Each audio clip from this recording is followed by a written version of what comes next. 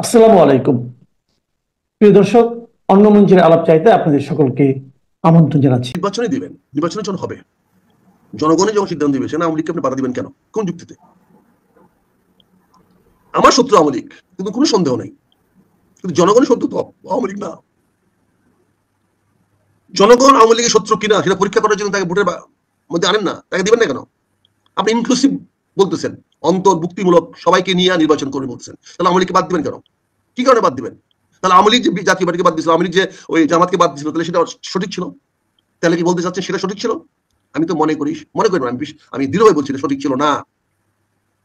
কাজে আজকে আওয়ামী লীগ রাজনীতি আসলে থাকলে আমার অসুবিধা কোথায়, সমস্যাটা কোথায়? এবং ডক্টর ইউনূস এখন আওয়ামী লীগকে কেন ইনক্লুসিভ করবে না? এতদিন তো ছিল আওয়ামী লীগ তাকে ক্ষমতা থেকে সহায়তা চায়, বাকি সবাই তার পক্ষে ছিল, কিন্তু এখন তো নির্বাচনের পক্ষে সবাই যখন চলে যাবে, তখন তো প্রমাণ হবে যে কেউই ডক্টর ইউনূস সাহেবকে চায় না। ইউনূস সাহেব কেন আওয়ামী লীগকে নির্বাচনের বাইরে রাখবেন এবং বিদেশিরা চাপ দিবে কেন? এটা তো স্বাভাবিক। আপনি ইতিমধ্যে দেখেন মার্কিন যুক্তরাষ্ট্রের চার্জ দ্য অ্যাফেয়ার্স সব রাজনৈতিক দলের দ্বারা দ্বারা ঘুরে বেড়াচ্ছে। এবং দেখেন আমার কি বলে সংস্কার কমিটি, দেখেন কি বলবো সারাদের, এরা যে কত বড় হারামি, দেশে কত বড় বিশ্বাসঘাতক। তারা গেছে সেই কাশিমবাজার কুটিতে, তারা গেছে গতকালকে চার্জ ডিএফএস বাড়িতে সারা মদ খাইতে। চার্জ ডিএফএস এর বাসায় গেছে, গিয়ে মদ খেতে গেছে, আর জাতিকে দেখাচ্ছে যে ওরা আলোচনা করতে গেছে। আরে শোরের বাচ্চা, তোরা ওখানে আলোচনা করতে যাবি কেন? তোদের অফিসে আসবে সে, চার্জ ডিএফএস তোদের কাছে আসবে, তোদের তো বিশাল অফিস আমরা দিয়ে রাখছি, তোদের অফিসে আসবে। আর তোরা শালা কাশিমবাজার কুটির ষড়যন্ত্রকারীরা তোরা গেছে এখানে গিয়ে সংস্কার দেখাইতে। তার মানে কি বলছে? তোরা বলে দিচ্ছে আর সংস্কার মাস্কার দরকার নাই, জান 1 মাস সময় বাড়ায় দিছে। এদের লজ্জা করে না সারাদের, সময় মতো কাজটা করতে পারছ নাই। অথর্ব কতগুলা গালি দিল, তো গালিটাকে অপমান করা হয়, ওদের গালি দিল, গালিটাকে অপমান করা হয়, ওরা অপমানিত হয় না। আমার কাছে অ্যাম্বাসেডার বাড়িতে কি কারণে গেলি সারা তোরা কাশিমবাজার কুটিতে? কেন তোরা যাবি? কোন যুক্তিতে যাবি? কোন বৈধতায় তোরা যাবি? তার সঙ্গে তোর সম্পর্কটা কি? আমেরিকান চার্জ দি অফিসের বাসায় যাওয়ার কোন যুক্তিতে যাবি তোরা, যদি ষড়যন্ত্র না করে দেশের বিরুদ্ধে? কেন যাবি তোরা? মানে এই প্রশ্ন থেকে আমরা করি না, কারণ আমরা এমন হয়ে গেছি শালার, আমরা শালা নিজেরা হলো একটা জড়ো হয়ে গেছি। আমরা নিজেরা সারা মনে হচ্ছে যে আমি একটা মানুষ, এটা আমরা ভুলে যাচ্ছি। আমরা সারা নিজেরাই কুত্তা মনে করতেছি। আমার নিজেরা মনে হচ্ছে আমি একটা কুত্তার বাচ্চা, আমি একটা শুয়োরের বাচ্চা। মানে আমাদের এমন একটা অবস্থায় গেছে যে আমরা সারা সবকিছু মেনে নেওয়া একটা অভ্যাস হয়ে গেছে আমাদের। কেউ কিছু বলি না। এই যে পত্র পত্রিকা আছে, বড় বড় পত্রিকা আছে, আছে, তাদের চোখে পড়ে না যে আমার দেশের একটা কমিটি, সেই কমিটি কেন যাবে মার্কিন যুক্তরাষ্ট্রের অ্যাম্বাসেডারের বাসায়? কেন যাবে? এই প্রশ্ন করার মতো কোন একটা মানুষ ভদ্রলোক বাংলাদেশে নাই। আমরাই তো খারাপ হয়ে গেছি, আমরা তো সব শুয়োরের বাচ্চা হয়ে গেছি। আমরাই তো খারাপ, খারাপ তোরা না। আমাদের যে আপনি বললেন না যে পাথরের তৈরি, সব বেটাতে সব সবাই তো খাইছস, রেদোনা খাইছস, তাও খাইছস, রেদোনা খাইছস, টাকা খাইছস, ওই পরিবেশ আমি ঠিক করতেছি, আমাকে সাহায্য কর, আমি অর্ডার দিয়ে দিছি, পরিবেশ পাথর বন্ধ করছি।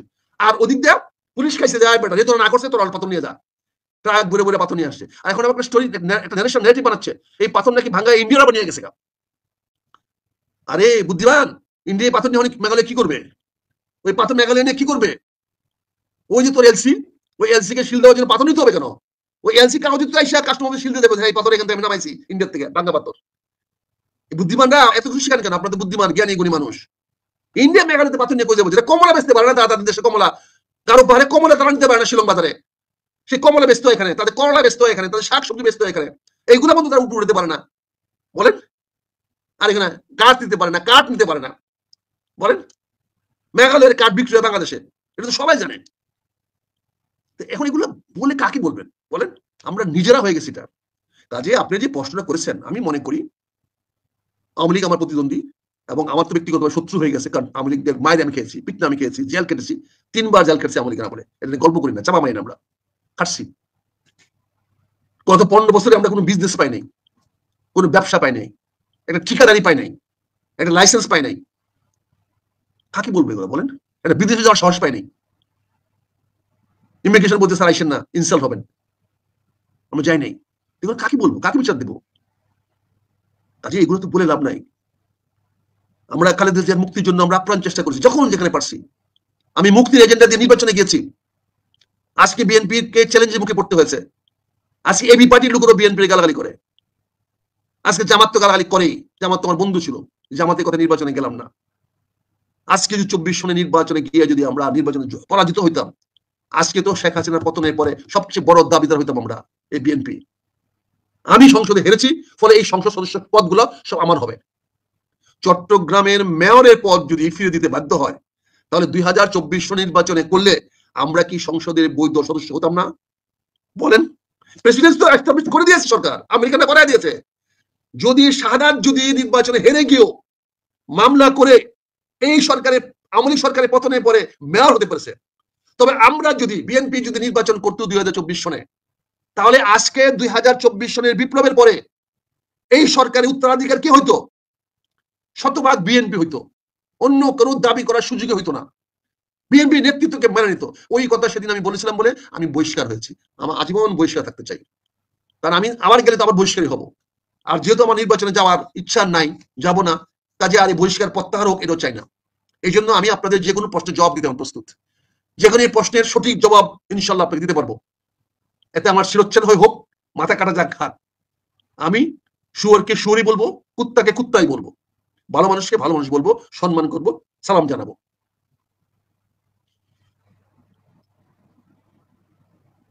আক্তার ভাই, তাহলে না প্রশ্ন করবো, ওই নির্বাচনে তাহলে কি আপনি মনে করেন আওয়ামী লীগ নির্বাচনে থাকা উচিত, বা নির্বাচন থাকলে নির্বাচনে আরো প্রতিদ্বন্দ্বিতা হবে, বা ওই বিশ্ব একটা মানে ওই বিশ্ব একটা নির্বাচন নিয়ে একটা পজিটিভ মনোভাব আসবে? আমার ব্যক্তিগত প্রকাশ্য মতামত হলো অবশ্যই আওয়ামী লীগকেও নির্বাচনের মধ্যে রাখতে হবে। আপনারা যদি শেখ হাসিনা বিচার করতে চান, আমরা বিচার করতে বিচার করেন, বিচারের প্রক্রিয়াকে স্বচ্ছ করেন, বিচারের প্রক্রিয়াটাকে আপনি স্বচ্ছ করেন, বিচারের পরিবেশ সৃষ্টি করেন, আসামিদের নিরাপত্তা দেন। অবশ্যই সবাই আওয়ামী লীগের লোকেরা আসবে, সারেন্ডার করবে, তারা তো রাষ্ট্রের বিরুদ্ধে বিদ্রোহ করে নাই, তারা মেনে নেবে। আপনি তাকে বাধ্য করেন না আপনার বিরুদ্ধে যেতে। আওয়ামী লীগ রাজনৈতিক শক্তি, এটাকে অস্বীকার করতে চান, তাহলে আপনি দেশের শান্তি বিঘ্নিত করবেন, দেশের শান্তি টেকসই হবে না। কাজে আমি মনে করি অবশ্যই আওয়ামী লীগকে সুযোগ দেওয়া উচিত, অবশ্যই আওয়ামী লীগ এই নির্বাচনে আসুক, আমরা তাদের সাথে পরিচিত করবো। বিএনপি ছাত্রদল যুবদল সহ বিএনপি নেতাকর্মীরা ধানমন্ডি 32 নাম্বার ঘিরে রেখেছে এবং সেখানে মিছিল করছে, উল্লাস করছে। আমি আজকে বিএনপির ভাইদের কাছে, তারেক রহমান সহ বিএনপির সিনিয়র নেতৃবৃন্দের কাছে আমি একটি প্রশ্ন করতে চাই। যে প্রশ্নটি হচ্ছে যে আপনারা আজকে যে কাজটি করতেছেন, যে কাজটি করছেন, আপনারা কি ভবিষ্যতে জিয়াউর রহমানের মাজার ভাঙার জন্য, জিয়া রহমানের মাজার গুড়িয়ে দেওয়ার জন্য যেই সব কারণ দরকার, সেই কারণগুলো আপনারা তৈরি করছেন না? শুধু একবার ভেবে দেখেন তো যে আপনারা জিয়া রহমান মাজার ভাঙার যে প্রেসিডেন্ট, সেটা আপনারা তৈরি করে যাচ্ছেন কিনা। আজকে আওয়ামী লীগ তো 16 বছর ক্ষমতায় ছিল। আওয়ামী লীগ 16 বছর ক্ষমতায় থাকার সময় আওয়ামী লীগ কি জিয়া রহমানের মাজার ভেঙে দিয়েছে, জিয়া রহমানের মাজার গুড়িয়ে দিয়েছে? তাই নাই তো। আওয়ামী লীগ তো চাইলে পারতো, পারতো কিনা, সেই সক্ষমতা ছিল কিনা? অবশ্যই ছিল, কিন্তু আওয়ামী লীগ কিন্তু সেই রাজনীতিটা করে নাই। ইতিহাস মুছে ফেলার রাজনীতি আওয়ামী লীগ করে নাই, প্রতিহিংসার রাজনীতিটা আওয়ামী লীগ এবার করেন নাই। বারবার আপনারা এই প্রতিহিংসার রাজনীতিটা বাংলাদেশে জন্ম দিয়েছেন, বাংলাদেশে এই প্রতিহিংসার রাজনীতিটা আপনারা প্রতিষ্ঠিত করেছেন। আজকে আপনারা যে কাজটা করেছেন, আজকে আপনারা যেই দুঃসাহস দেখিয়েছেন, আপনারা কি করেছেন?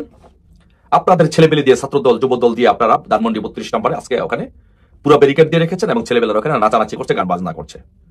একইভাবে ধানমন্ডি 32 নম্বর যখন গুড়িয়ে দেওয়া হয় বুলডোজার দিয়ে, আপনাদের ছাত্রদলের নেতারা, যুবদলের নেতারা, বিএনপির নেতাকর্মীরা সেখানে গিয়ে জামাত শিবিরের সাথে, জঙ্গিদের সাথে মিলে ধানমন্ডি 32 নম্বর আপনারা ভেঙেছেন। ইশাক সাহেব সিটি কর্পোরেশনের বুলডোজার পাঠিয়েছেন। তার মানে কি করেছেন আপনারা? আপনারা জিয়া রহমানের মাজার ভাঙলে, যদি কোনোদিন জিয়া রহমান মাজার ভেঙে ঘুরিয়ে কোনো কিছু ওইখানে যদি নির্মাণ করা হয়, তাহলে আপনারা এর জন্য কোনো জবাব দেওয়ার কোনো ভাষা আপনাদের থাকবে না। আপনারা টু শব্দটুকু করতে পারবেন না, কারণ আপনারা সেই রাস্তাটা খুলে দিয়েছেন, প্রতিহিংসা রাজনীতির রাস্তাটা। মনে রাখবেন, 96 সালের 15 ফেব্রুয়ারি নির্বাচন যদি, ওই নির্বাচন যদি না করতেন, ধানমন্ডির মাগুরার নির্বাচন যদি না করতেন, মিরপুরের নির্বাচন যদি না করতেন, মাগুরা নির্বাচন যদি না করতেন, তাহলে বাংলাদেশের রাজনীতির প্রতিহিংসা রাজনীতিটা চালু হতো না। 15 আগস্ট যদি বঙ্গবন্ধুকে হত্যা না করতেন, তাহলে বাংলাদেশের প্রতিহিংসা রাজনীতি চালু হতো না। 21 আগস্টে গ্রেনেড হামলা করে যদি বঙ্গবন্ধু কন্যাকে মেরে ফেলার চেষ্টা না করতেন, তাহলে বাংলাদেশের এই প্রতিহিংসা রাজনীতি চালু হতো না। কে এম হাসানকে বয়স বাড়িয়ে বিচারপতি করার, প্রধান উপদেষ্টা করার জন্য যদি জোর জবরদস্তি না করতেন, তাহলে নির্বাচন নিয়ে বাংলাদেশে এই ব্যবস্থা তৈরি হতো না। প্রত্যেকটি বার আপনারা বারবার বাংলাদেশে প্রতিহিংসা রাজনীতি, ধ্বংসাত্মক রাজনীতি, প্রতিহিংসামূলক রাজনীতির বীজ আপনারা বপন করলেন। আজকেও আপনারা এই প্রতিহিংসা রাজনীতি বীজ আপনারা বপন করলেন, বঙ্গবন্ধুর বাড়ি গুড়িয়ে দিলেন, বঙ্গবন্ধুর বাড়ির সামনে গিয়ে আজকে আপনারা নাচানাচি করছেন। এই জন্য বঙ্গবন্ধুর বাড়িতে যে যেন শ্রদ্ধা জানাতে না পারে, সেই জন্য আপনারা ওখানে ব্যারিকেড দিয়ে রেখেছেন। মনে রাখবেন, ইতিহাস কিন্তু কাউকে ক্ষমা করে না। একদিনের জন্য চোখের পানি জড়াবেন, দু চোখ দিয়ে পানি পড়বে, কান্না করবেন, হাও মাও করে কাঁদবেন, বলবেন আমরা কি করেছিলাম, আমরা কি ভুল করেছিলাম যে আজকে আমাদের উপরে এত বড় পানিশমেন্ট। সেই দিনটির জন্য আপনাদের অপেক্ষা করতে হবে। কেন বঙ্গবন্ধুর নেতৃত্বে দেশ স্বাধীন হয়েছে। বঙ্গবন্ধু দেশের স্বাধীনতার নেতৃত্ব দিয়েছেন। জীবনের অধিকাংশ সময়, যৌবনের অধিকাংশ সময় সে জেলে কাটিয়েছে এই দেশের জন্য। নিজের জীবন বিপন্ন করে, নিজের জীবনের সুখ সব ত্যাগ করে এই দেশকে স্বাধীন করেছেন। আজকে তার বাড়িটা আপনারা ভেঙে দেন, তার কবরে আজকে তার স্মৃতিতে আজকে পুষ্পস্তবক অর্পণ করতে দেন না। এটাকে আপনাদের রাজনীতি? এই প্রতিহিংসার রাজনীতি আপনারা বাংলাদেশে চালু করেছেন। এই প্রতিহিংসার রাজনীতির ফল আপনাদেরকে ভোগ করতে হবে। যতবারই বঙ্গবন্ধুকে আপনারা খুন করেছেন, জিয়া রহমান কিন্তু বেঁচে থাকতে পারে নাই। বঙ্গবন্ধুকে আপনারা যেভাবে খুন করেছেন, জিয়া রহমান ঠিক একইভাবে খুন হয়েছে। আওয়ামী লীগের উপরে যতবার নির্যাতন করেছেন, ততবার সেই নির্যাতনের ফল আপনাদেরকে ভোগ করতে হয়েছে। 21 আগস্টে গ্রেনেড হামলা মেরে বঙ্গবন্ধু কন্যা শেখ হাসিনাকে হত্যা করতে চেয়েছেন। তারেক রহমান, আপনি কত বছর যাবত জেলের বিদেশের মাটিতে আছেন, বাংলাদেশে যেতে পারেন না, সেটা আপনাকে খেয়াল করতে হবে। আপনার মার কি পরিণত হয়েছে সেটা আপনাকে খেয়াল করতে হবে।